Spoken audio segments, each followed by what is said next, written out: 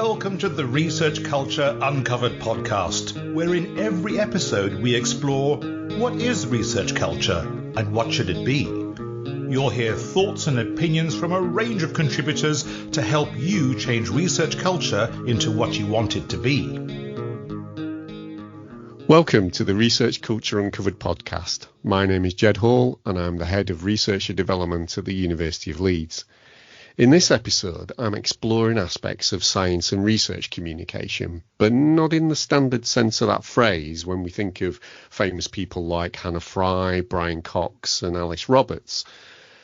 That's because today my guest is someone who runs a YouTube channel that I've been subscribed to since I started researching which sports watch I should buy to help me maintain my fitness as I age. So that was one of the COVID era purchases. His name is Dr. Rob Horst, or for those who are also interested in sports watches and other wearables and associated tech, you probably know him as the Quantified Scientist. Now, Rob is a postdoctoral researcher at the Center for Molecular Medicine in Vienna and the Medical University of Vienna. His research interests center on the potential of omics data, genomics, transcriptomics, metabolomics for biological discovery. Now, like me, his starting point on that research path was chemistry. Obviously, I went in a very different way, and he stayed in more of that trajectory. Now, after I started following his channel and kind of digging into his background, because I thought, yeah, you're a postdoc scientist. I wonder how he's fitting all of this in.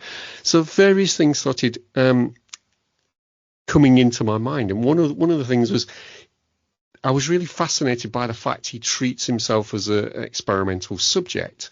So he describes it as life logging, and he's n=1 in all of these experiments, and he life logs just about everything to be the best version of himself. The other thing that kind of really struck me is since we started this podcast, I know how much time I can spend on it if I let myself. So I was wondering how we managed to produce all of this content, juggling all of those demands of a postdoctoral position as well. And then the other thing that I was really interested in was how he sees his career developing with those kind of two different identities going hand in hand over the next few years. So Rob, thanks for agreeing to chat to me today, and welcome to the Research Culture Uncovered podcast. Thanks for having me. I've given people a thumbnail of what you do, but I've probably made all sorts of, even though I'm a failed chemist, I've probably made all sorts of terrible mispronunciations, and I certainly wouldn't try to describe any of those things. So give people a thumbnail of what your research life is like, and also what your Quantified Scientist identity is.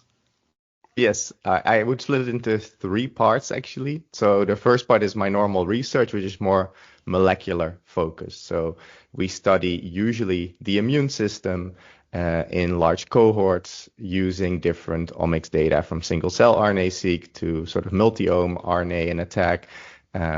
So different ways of profiling the molecular structure of a cell and linking that to outcomes or to the quality of model systems or different things, often with a link to the immune system. So that's sort of my postdoc. My PhD was actually relatively similar, but more also rough phenotype based and linking that to the immune system. So also how age, sex, seasonality, and omics influenced immune function. So that's, I would say, my normal work. That is like mostly during the weekdays and a bit during the weekend, but given how much I do, I try to split it a bit into week and weekend. And during my PhD, I actually started tracking myself first out of interest for what I was interested in to learn some things. But then I also noticed this was a good science communication tool because I could still do the data analysis. So my focus is bioinformatics. So I don't do the lab work, but I do the computational work. But usually it's quite hard to explain to my parents first the biology and then moving on to the data analysis. And usually you just explain the biology. You just explain, hey, I'm studying how seasonality affects the immune system. We measure these things called cytokines, which are signaling molecules, and that's like enough for them. I don't have to go into the models I use or whatever. But I wanted to actually communicate that a little bit. So that's why I started also using that self-tracking data as sort of a tool, either in teaching or in science communication, as a way of showing people what data analysis is, or what graph you could make, what tests you could do without the data being complicated. Because a graph I made was, for instance, my heart rate versus the music I was listening to. So I had my top 10 artists, and you could see which artist I had a higher heart rate for. And then you can also go into explaining causation versus correlation, and all these things were quite interesting. And this became bigger. So now we're talking about this sort of second part. So we had my research, and then the self-tracking for me also became a research project where, together with a few different scientists, we tried to create the biggest model of me. So I get weekly brain MRIs since 2018. So I still have to write to the Guinness World Book of Records, because I think I must be the most scanned brain in the world. So we do functional and structural brain MRI every Tuesday morning at 8 or 8:15 since March or so of 2018, with some dropouts due to COVID. But I think by now it's like 250 scans, maybe 300. I have to actually look up how many I've gotten. And I do every night EEG recordings for my sleep. I used to fill out a lot of questionnaires. This I've reduced a lot because that's super time consuming. Questionnaires were the biggest part, and I've moved that more to the wearables and to automatic tracking in addition. So we're also writing this up as papers, actually, or they're manuscripts now. Hopefully they will become papers. So that's sort of how the research part of the self-tracking became. So that's part 2. And part 3 is the YouTube channel, which came from the research tracking, because I wanted to move more towards wearables. And using that data, I needed to know which wearable was accurate, and I couldn't find any information online that I trusted. But I knew I had my own EEG data and my own polysomnography data and my own heart rate data with a chest strap, so I could compare. And then the pandemic hit, and I always had this idea of starting a YouTube channel, and I was like, okay, let's just see what happens. And during the pandemic, I had just moved to Vienna, which is where I work now, from the Netherlands, so I had a lot of time on my hands because I was alone in a small room. So I started making YouTube videos, testing these wearables from a more systematic, and I mean, as a catchphrase, I use scientific. How scientific NS1 is always up for debate, but let's say with a scientific view to the data. Sure, yeah. I mean, I remember when I was doing that research, I came across obviously a number of reviewers online, most of which, when I mention the names, you'll kind of go, yeah. So DC Rainmaker, Desfit, Chase the Summit, you know, all guys that, and actually all guys, interestingly. When I came across your channel, which was kind of been too long after you started then, because I bought mine in May 2020, so it can't have been too long after you started. I thought, this guy, you know, obviously all the others do a kind of hint at accuracy in terms of heart rate, they're much better in terms of accuracy at the GPS side of things. And kind of just mention that they go, it felt about right, the sleep tracking, you know, that was kind of the level of detail that they were going. And I kind of go, I'm really enjoying the fact that this is a bit, you know, much more complementary and considered in terms of how you were going about it, and much more kind of the scientific method, as you've said. Yeah, and I think it makes sense to try and do it at least. And I hope in the future to set it up a bit bigger, because there are so many limitations to what I do. It's NS1 on me, sometimes NS2, but like my colleague Raphael volunteers to do the heart rate testing for me as well. So I always cycle different watches to him as well. Like I give him two to test each period. But still, it's super limited. So I have some ideas to set up a bigger testing platform where people can submit their data under certain requirements, like there needs to be a heart rate strap and an independent watch, so we can compare the two, where the ECG chest strap is generally the most reliable way of measuring heart rate. So there you can send it out more to the community. For sleep, it's a lot harder. These EEG devices are 2,000, 3,000 euros, so you're not going to have everybody buy it. And even they are not perfect because you need sort of an algorithm that translates that raw EEG data. And people wouldn't, first of all, know how to run this algorithm, the average person, because you need to like use some GitHub repository and install it and run it and customize it a little bit. And I have to also mention here that, of course, even my sleep testing is far from perfect because EEG is not polysomnography, which is the gold standard. I would say EEG is sort of the silver standard. And even polysomnography, if you give two sleep scientists the same raw data, if you just have light sleep, deep sleep, REM sleep, and awake time, which are the common sleep stages, likely you will get up to, let's say, 90% agreement over each 30-second interval. Like if you take all 30 seconds, which is what you look at usually overnight, 90% of them would agree between the two, like as sort of a ceiling value, because there is still some interpretation there that's imperfect.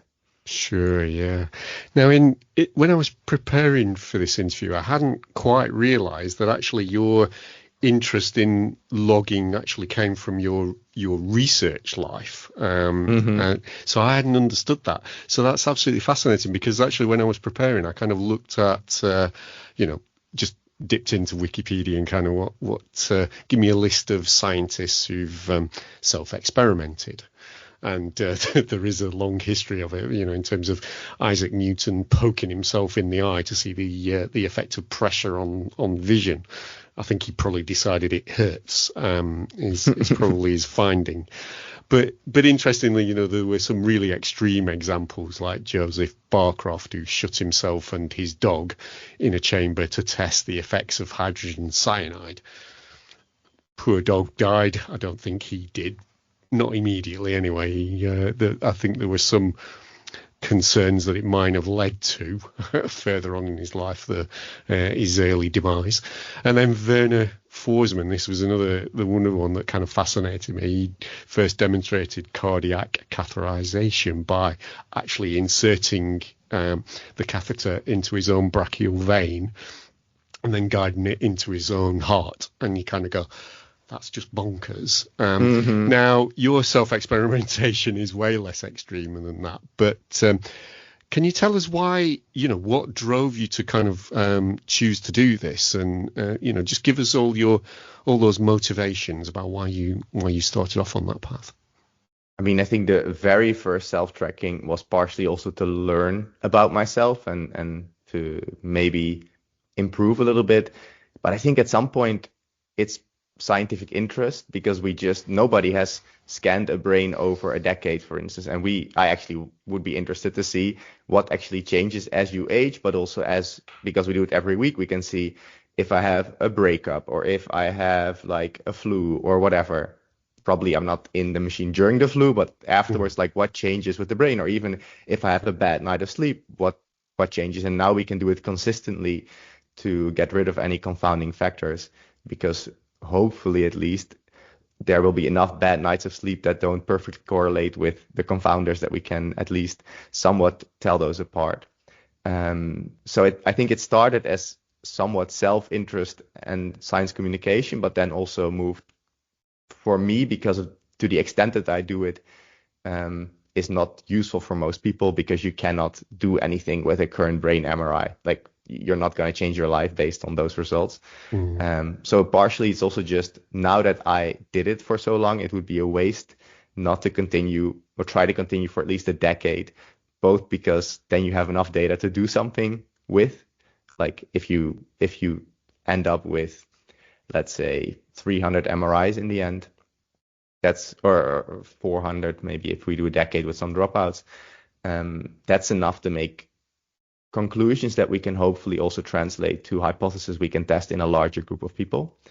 And I think partially in moments it also almost became part of my identity to be this person who did that, which I don't know if that's healthy or not. But in those moments, I think that was partially why I kept being driven, because that was just what I did. I don't know how else to explain it. Yeah, sure. I came across a paper while I was preparing by a professor called Ian Kerridge in Australia, and in the paper they looked at the common reasons why people self-experimented, and it was that just insatiable scientific curiosity. So it sounds like there's a little bit underpinning that story that you've just told us. Yeah, for sure. And yeah, the hard thing for me is that I'm not a brain expert, so I always rely on my colleagues to analyze it. So we had some minor results now already, but now the person who's analyzing it is on maternity leave, so I have to wait until she's back to get the final results. Yes. Now, I used to work at the University of Nottingham, which is where MRI was first demonstrated, and I think I was in one of their first, not quite the first thing that first instrument where they demonstrated it, but it was a fairly, it certainly didn't look like the ones you see at the hospital, and with nice plastic and fairly, and it was, so I found it, I suffer a little bit from the claustrophobia, and so I'm very, very envious of you being able to kind of put up with that so regularly in your life, because I hated every minute of it. I know I think the main problem is falling asleep sometimes, which is what you don't want for the functional part. So we do baseline, structural and functional, but for structural I can fall asleep. But the functional part, I should stay awake. But if you had a bad night of sleep, that can be hard because you're in there for 40 minutes at a time. Yeah. Now, I think I noticed that on one of your, either on your web page and your website, or in some of the descriptions of your social channels, that you can spend up to kind of 11 hours a week and things like that going through these various tests. And you must also be doing probably even more in terms of actually then creating content from those tests, recording your thoughts about them, and as you said, the accuracy of different pieces of kit that you've been using. And I'm guessing, that's a considerable cost burden as well, having all of this kit that you have to take on board to kind of satisfy this curiosity of yours. So obviously there's been some benefit in terms of, actually your research interests spewing out into this new YouTube and other platforms. Actually, you've started a podcast recently, and you've got a website that describes all your a lot of your reviews of kits that you've just started as well. So I just wondered, in terms of like the crossover benefits between those two identities. I mean, they go both ways, I would say. So I've now co-authored a few manuscripts, I would say. One is submitted, we still have to wait, and also some papers where I actually use my self-tracking data, or because of my expertise, I was contacted by different research groups like sleep labs to help them with the study. So recently we did a big validation study of wearables, and there I actually get papers and citations and everything just from that sort of tracking part. So it crosses over in that way, that it helps my research life to be involved in this wearable community. But of course, it's not as molecular as I'm normally researching. And in terms of time balance, it's hard sometimes. I think what I'm doing now in terms of hours is not sustainable for another decade. It's honestly too much, and I have to figure out a better way of going about it. For the sort of scientific self-tracking, I've reduced the hours, so that was just for the research part. So questionnaires, every morning and evening blood pressure, every morning and evening reaction speed, every morning and evening a urine test, like all these things I used to do. This I mostly got rid of. I have the MRIs, the sleep EEGs, and wearables, and maybe some minor questionnaires. So maybe by now, just the scientific self-tracking is a few hours per week, like let's say 4. The YouTube part, the testing, not counting the sports I have to do, that's probably 30 hours a week or something, or 25. And then, of course, I have my normal job where I do think, compared to some other postdocs, I don't spend more than 45 hours or so on the job, just because it doesn't fit in the week. Of course, then I don't necessarily count the sleep study as my normal work. So, I mean, it all, to a degree, benefits from each other. And luckily now I get to make some income from it, so I can hire an editor and this kind of stuff. So that makes life a bit easier.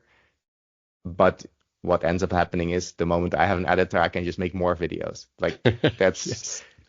I'd still spend roughly the same amount of time. I just have more output now. But my dream is to grow it enough that I can hire more people for more things, so that I can get rid of the tasks that are not as fun, and also create a bigger testing platform where it's even more reliable and even more broadly tested. Right, that's fascinating. So you do see it as a kind of long-term commitment and potentially becoming a business? Yeah, I think so. I mean, officially it's registered as a business already, because any income needs to be registered in Austria as a business, basically. So no, for sure. And I have some rules that in terms of how I can generate income. Like, I don't take sponsorships directly from any brand that I ever review. The most I do is an affiliate link, but that can never influence my testing. So I don't filter the data. If I have an affiliate link for, let's say, the Whoop strap, if the next generation isn't good, the data will show that, and I cannot go around that, and I cannot filter the data. I always use all data, and I don't know how other reviewers do it, but I can imagine that if there is sort of an incentive to show the best run or the best ride, if you want even the company to send you their products, because if you get them before release, you get 3-4 times the views, which means 3-4 times the money. And I'm not saying anybody does this, but that this incentive is potentially there. And for me, all my code and scripts are just set up to extract all the data, to run the code, and the data is just what it is. Only the reference data I check if there's any errors in it, to make sure that there's no, like, some nights the EEG electrode goes loose. This data, I could run through it, but you would get nonsense. Yeah. And, just interestingly, thinking about more the cultural aspects of this, I remember when researchers started, I'm old enough to remember a time before social media. So I remember when those sorts of tools started coming in, and kind of researchers started looking at it and going, do we engage? Don't we engage? Is it right for us to be there? Is it wrong for us to be there? So there were quite a lot of, I suppose, negative views of it being kind of a time sink and all of those sorts of things. So what kind of reactions do you get to that side of your persona from your research colleagues, either internationally, people you meet at conferences, and more locally in your group? I think on average, the younger side is generally very positive. They know this sort of space, and they're very positive about it. Even many older researchers are quite interested. So I think there's not been a lot of stigma about it, but I do think if I talk with my, what do you call this, the person who was my supervisor during my PhD, there's a name for this in English, I think. We just call them supervisors, yeah. Yeah. I think he, for instance, as a person, is less interested in this, so he would be fine with it, but he would not care as much. Whereas the current director of the institute, the Center for Molecular Medicine, he's actually very interested in this. So it really depends on the personality of the person still. But generally, the responses of the community have been positive.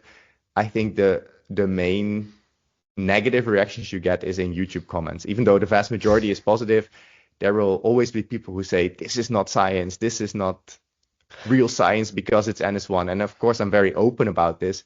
But as a title, I just need to somehow, like for a YouTube title, I need to somehow distinguish what I do from what the others do. And I think scientific review sort of at least relatively says what it is compared to the other reviews, even though of course it's not perfect, but and it's less perfect than a peer review. It's for sure less perfect than a peer reviewed piece of work. But this is just not feasible to do every week, and also would be too slow to be useful for people. So I think YouTube comments are the main place, or actually GitHub is like, I don't go, or Reddit. I don't go to Reddit anymore, just because people just take everything to the extreme. And I've heard things like, his girlfriend works at Apple. That is what I've heard. I mean, I don't have a girlfriend at the moment, but I've never had a girlfriend who worked at Apple. But just if you're positive about a brand, they assume you have some conflict of interest. If you're negative about a brand, they assume you have some bad intentions. And I just show the data, and people don't necessarily always like it. Yeah, that's interesting. I think that's the problem. One of the problems historically in terms of being public is that intentions can be misinterpreted, and all sorts of assumptions can be made that, you know, have no evidence base.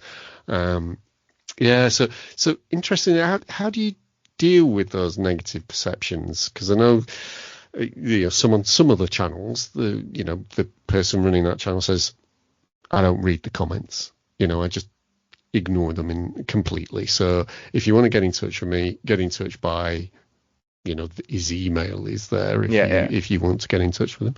So what's your I guess mechanism process for kind of handling those? I mean, the comments in YouTube are generally very positive. Of course, there's a bias there because these are people that want to watch my videos.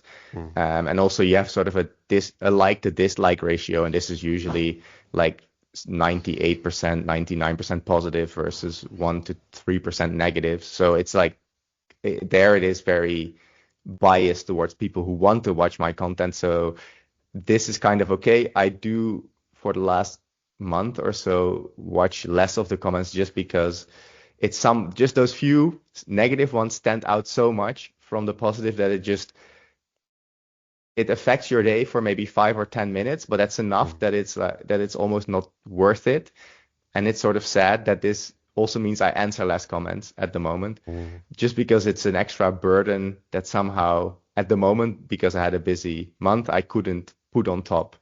But in general, I'm not too hurt by it. I think Reddit is just there, all the negative people combine, and they don't know you. They wouldn't say this to your face, but they do say it on Reddit with things that don't, like, your feeling in that moment is, this is not true, I need to respond to this, but I don't.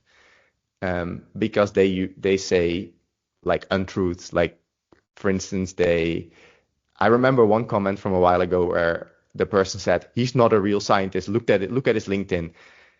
And I'm thinking, what do you see on my LinkedIn that makes me not a real scientist? I have had publications, I have a decent high age index. Not that that's in any way perfect, but I mean, there's so much there that shows that I do actual research with output. There are always people who do better. There's always people who do worse. But given where I am, I don't think I'm in the lower end. And then you feel like I should defend myself, but I won't, because it's just not worth it. You're ending it in this sort of spiral. I remember I did this in the beginning. In a YouTube comment, there was one lady from some university who was adamant that NS1 research just cannot be good.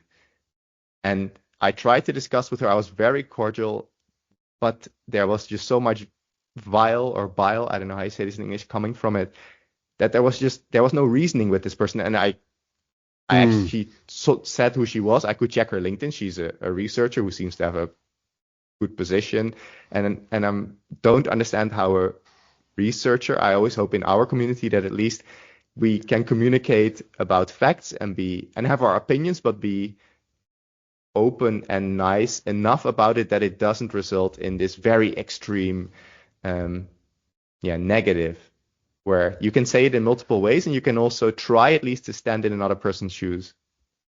Yeah, I think you're right there. One of my sports interests is cricket, and in cricket we always talk about the spirit of cricket, which is essentially cricket's much nicer than other sports, and I think we sometimes have that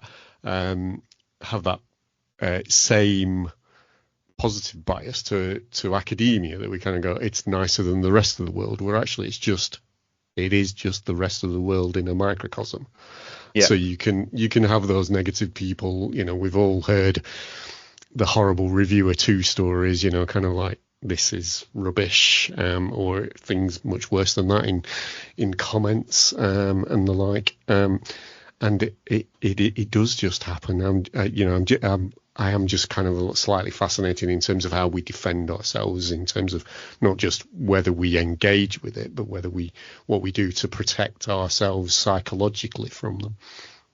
Yeah, and there I think I don't remember who it was, but one YouTuber once said basically how he tries to use these negative comments is try to take away all the angriness from them, and then see, is there still anything in there that's the truth?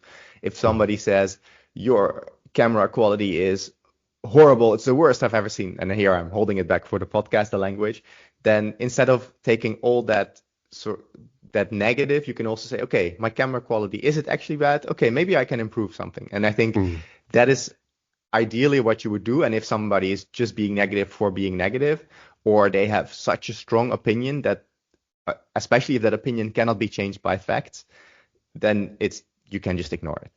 Yeah. I don't know. The general saying is a strong opinion loosely held, I think, where if you cannot change your opinion based on facts, then what are we doing? Yeah, absolutely. And you really shouldn't be in research if that's if that's your mindset. Just thinking about the future. So you've sort of hinted at kind of growing the business and maybe kind of employing people and things like that. So what are your hopes for the future in terms of both your academic career and beyond? Yeah, I'm considering now how to go about it. I think honestly what will be very hard for me is to have a full professorship and the YouTube channel if they are not directly connected to each other in some way. Just academia has so much competition that either you need to be a brilliant person, which I don't think I am, or you just need to work very hard we collaborate, but in the end we compete for grants for everything. You need to put in 70, 60, 80-hour work weeks regularly. And some people do it always.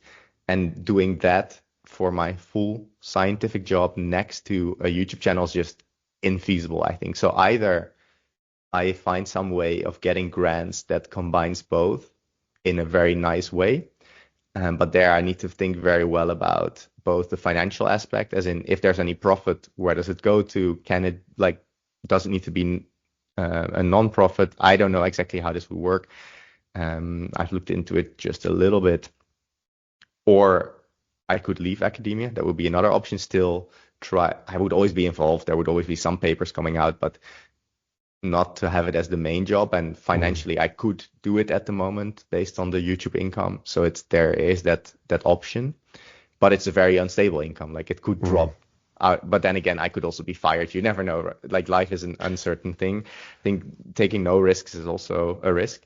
I hope I can combine it somehow. I just think for me, it will be very hard to be full professor if it isn't a direct connection. Like if the research part doesn't involve wearables to a large degree, and even then it will be hard. So that's more of a personal philosophical thing that I'm trying to figure out is how many hours am I willing to keep putting into both these things, and because at the moment what I'm doing now is just not sustainable in the long run. Yeah. I mean, quite a number of scientists going through a more traditional kind of commercialization from their research findings often find that they're juggling almost too many things, and it's and it can work, and they're to some extent they're probably more in that realm where they are interlinked because the commercialization has come from a past finding, and their research trajectory can keep pushing the frontier of the company forward in terms of what it's products, if that's what it's producing, can do. But I've known people who kind of go, no, I'm just going 100% into the company, or no, I'm going to sell and go 100% back into academia, because that's either of those choices is right, whichever is right for the person. So a colleague of mine from the University of Sheffield is just left Sheffield, and he's just started his own podcast called Under Review. So I'm going to slightly steal his idea here. So what would you, out of the, to help you make that kind of life where you're able to do both work, what would you bin from academia? What would I get rid of in terms of how academia works? Yeah. I think a lot of the extra things that come with being in academia, especially if you become professor, like a higher level in the academic world, means there's a lot of these extra obligations that cost a lot of time, which are essential to science, but somehow unpaid. And that I don't have the solution there, because many smarter people have thought about this, but just being on review committees, reviewing papers, all these kinds of things, I see how much time they take. And you sort of almost need to do them to build your network. And they are essential for how we have devised this whole scientific system. But they cost so much extra time that takes away from normal research, that I would wish there would be some other way of doing this. And I think it has worked because there's both pressure just generally for you to succeed that way, and we've had many people that were just really invested and really intrinsically motivated to make science as good as possible. But still, it took away from their real personal research, and maybe it helped them a bit by getting new ideas. But if you're reviewing ERC grants, or if you're reviewing a lot of papers for Nature or Science, or also the subjournals, like, it still costs a lot of time. I don't know if the editor always does everything with all the comments you give. It just costs a lot of time, and you're not getting paid for it. And I think there's some initiatives to make reviewing papers paid to a degree, but it doesn't really work that well at the moment. You almost need to have paid full-time reviewers that are really well read into a field. But who wants to do that? Are there people who, because it almost feels like a step back for some people probably from doing your own research, but it would be a valid 9-to-5 job, I think, for people who don't actually want to pursue this academic career. And in addition to all of that, there's things like hosting guests, like visiting research, like everything costs time. Yeah. I think that that publishing pressure, which does seem to have, over time, the amount of pressure to publish is getting bigger and bigger wherever you look in the world. There isn't a that HE sector is working better than that HE sector, that country's HE sector. And I think that, that ends up kind of just spinning the machine faster and faster, and which is generating all those time pressures. But hopefully we'll find an answer at some point down the line, and that you're able to balance those two hopes for the future. Yeah, and I think for me, if I were to also stay in academia, hopefully if I get a few grants that are fitting, then you can hire hopefully somebody to help you with a lot of the extra stuff. Even filling out paperwork all the time, it's still 30 minutes of your day that's just gone, that hopefully you can then outsource. So I think that would be the benefit, that if I stay in academia, the grants that you get are sufficient to hire people. Whereas now the YouTube part, I can hire an editor, but this is, let's say I pay him 2,000 euros a month. That's like maybe the average. That's still, it's still just a small set. Like, he's not working full time for me. He's just a freelancer. if you compare that to hiring 3 people full time, that's a different order of magnitude. Sure is, yeah, absolutely. Rob, I know you have to dash and get back to your day job of writing code and analysing data.